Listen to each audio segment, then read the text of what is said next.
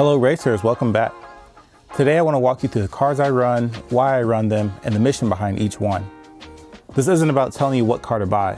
It's about sharing my experience so you feel confident in starting your own RC journey. We'll start with the chassis we'll use as a foundation for this channel, the Tamiya TT01. I'm using it because it's affordable, accessible, and easy to support.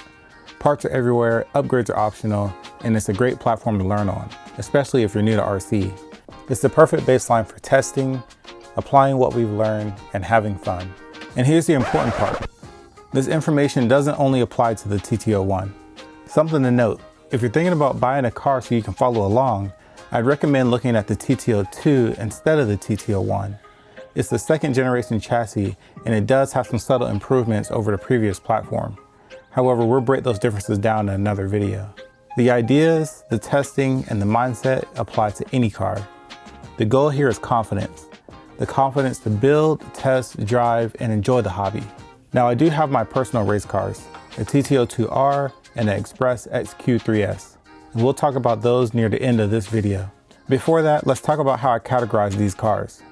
Each car has a defined mission and set of rules.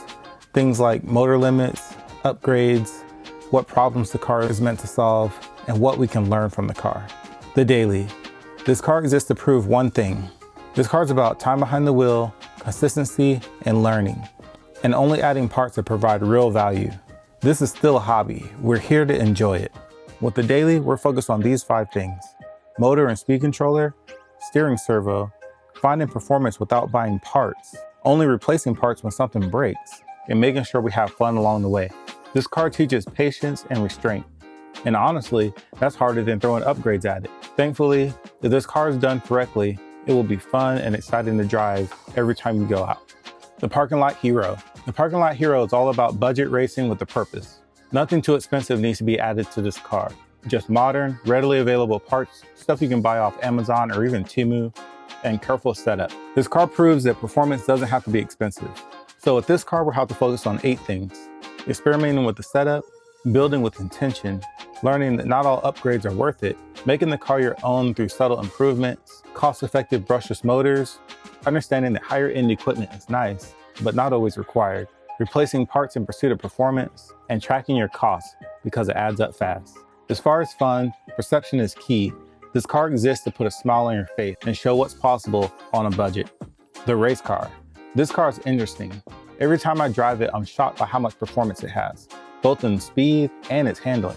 But that's all part of the appeal. Sometimes the car works exactly as you intend it to, and it's important to understand why that is, so that you can repeat it moving forward. If your car breaks or something needs to be replaced, you want to be able to replicate that setup so that you can experience the same drive and improve it from there. With the race car, the focus should be on these 6 things: maintenance, setup. The motor and speed controller are bottom of the barrel in this car, so we'll see what we can do to get the most out of it. Brush motors do tend to fail when they're pushed a little too hard, but that's okay.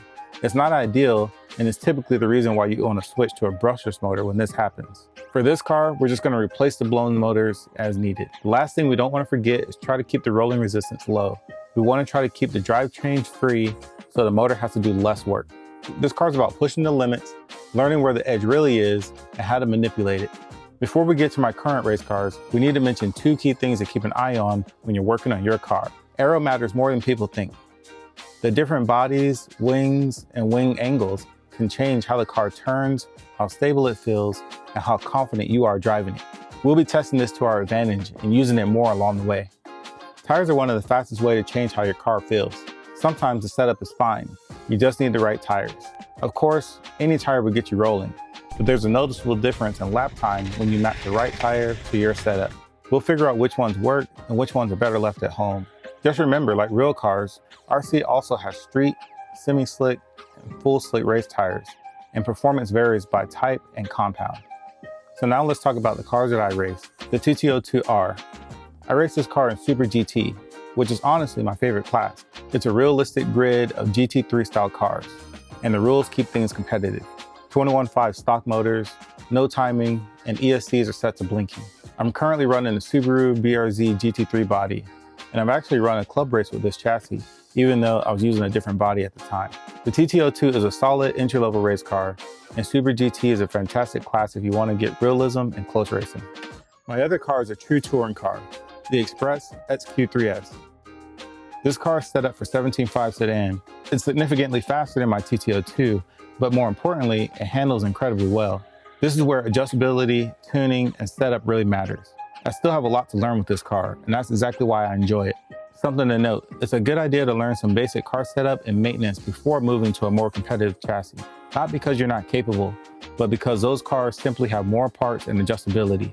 Without that foundation, it's easy for the experience to feel overwhelming instead of fun. However, you're in the right place. This is where it all starts. So those are the cars, the mission behind them, and how I plan to use each one along the way.